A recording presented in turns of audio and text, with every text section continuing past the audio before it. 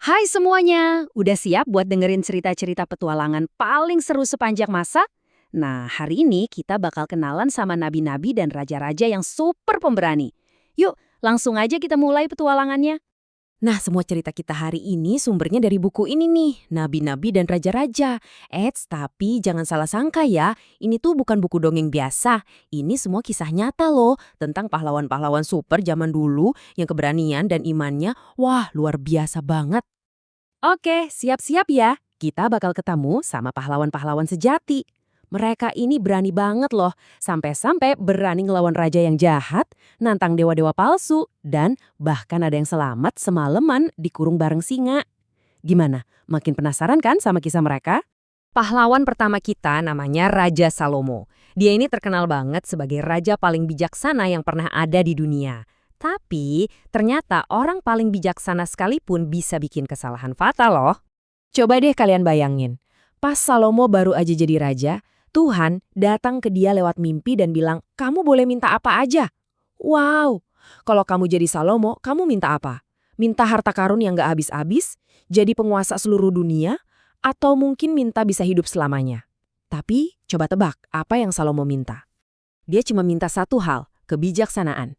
Salomo cuma pengen jadi pemimpin yang adil. Nah, Tuhan seneng banget sama permintaan yang rendah hati ini. Saking senengnya, dia nggak cuma kasih Salomo kebijaksanaan yang luar biasa, tapi juga bonus kekayaan dan kehormatan yang bahkan nggak dia minta. Keren ya? Nah, coba lihat deh perbedaannya. Di awal pemerintahannya, kerajaan Salomo itu hebat banget karena dia selalu dengerin Tuhan. Semuanya adil, damai, dan kuat.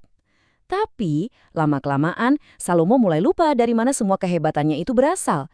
Dia malah mulai menyembah dewa-dewa lain, dan akhirnya kerajaannya jadi kacau balau. Jadi pelajarannya apa nih? Salomo itu jadi orang paling hebat justru pas dia sadar kalau dia butuh bantuan Tuhan. Tapi dia jadi lemah pas dia ngerasa bisa ngelakuin semuanya sendirian. Ini jadi pengingat buat kita semua ya, buat selalu rendah hati dan ingat sama Tuhan. Oke, setelah Salomo, kita lanjut ke pahlawan hebat berikutnya. Namanya Elia. Dia ini seorang nabi yang super berani. Dia harus menghadapi pertarungan yang seru banget antara yang baik dan yang jahat. Pernah nggak sih kalian ngerasa sendirian? Nah, coba bayangin Elia. Dia harus sendirian ngelawan Raja Ahab yang jahat, Ratu Izebel yang kejam, plus 450 nabi dari dewa palsu mereka, Baal. Bener-bener, 1 lawan 450. Kira-kira gimana ya? Pertarungannya ini bener-bener epik.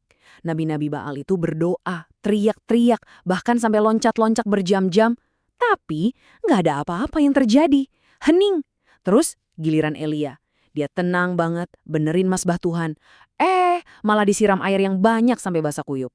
Terus dia berdoa. Singkat aja. Dan duar! Tiba-tiba api langsung turun dari langit, membakar habis semuanya. Kayunya, batunya, bahkan air yang ada di parit sekelilingnya. Luar biasa. Seketika itu juga semua orang yang nonton langsung sujud dan teriak, "Tuhan, Dialah Allah!" Itu jadi kemenangan besar banget buat kebaikan melawan kejahatan. Tapi ternyata bahkan pahlawan sejati pun bisa merasa takut. Setelah kemenangan yang super hebat itu, Ratu Izebel ngancam mau bunuh Elia. Dan Elia jadi takut banget sampai dia lari ke padang gurun.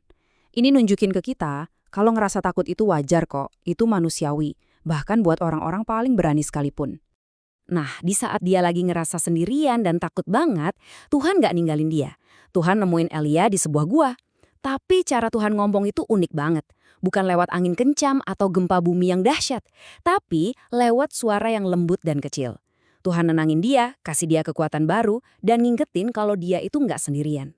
Oke, sekarang kita masuk ke pahlawan terakhir kita untuk hari ini. Daniel.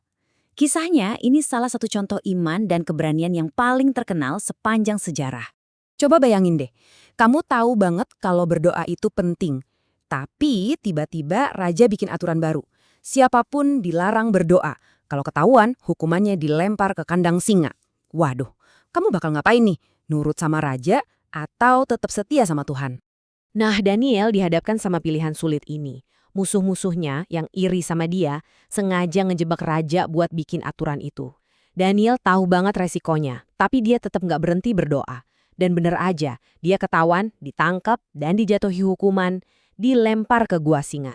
Raja Darius sebenarnya sayang banget sama Daniel. Dia sedih banget. Dia sadar kalau dia udah dijebak, tapi hukum ya tetap hukum. Semalaman Raja cemas, nggak bisa makan, nggak bisa tidur, cuma bisa berharap Tuhannya Daniel bakal bikin keajaiban. Besok paginya, Raja buru-buru lari ke gua singa dan manggil nama Daniel. Dan dia dengar suara Daniel menjawab. Wah, lega banget pastinya. Ternyata iman Daniel benar-benar menyelamatkan dia. Kata Daniel, Tuhan udah ngirim malaikatnya buat nutup mulut singa-singa lapar itu. Gara-gara keajaiban ini, seluruh kerajaan jadi saksi kekuatan Tuhan yang sejati. Raja langsung bikin perintah baru, supaya semua orang di kerajaannya menghormati Tuhannya Daniel, Tuhan yang hidup, yang udah menyelamatkan umatnya dari bahaya. Wah, keren-keren banget ya ceritanya. Dari kisah Raja Salomo, Nabi Elia, sampai Daniel, kita bisa belajar banyak hal nih tentang apa artinya jadi pahlawan sejati. Yuk kita rangkum pelajaran pentingnya. Jadi, apa sih pahlawan sejati itu? Dari Salomo, kita belajar kalau kebijaksanaan sejati itu datangnya dari Tuhan. Dari Elia, kita belajar buat berani bela yang benar, meskipun kita sendirian atau lagi takut.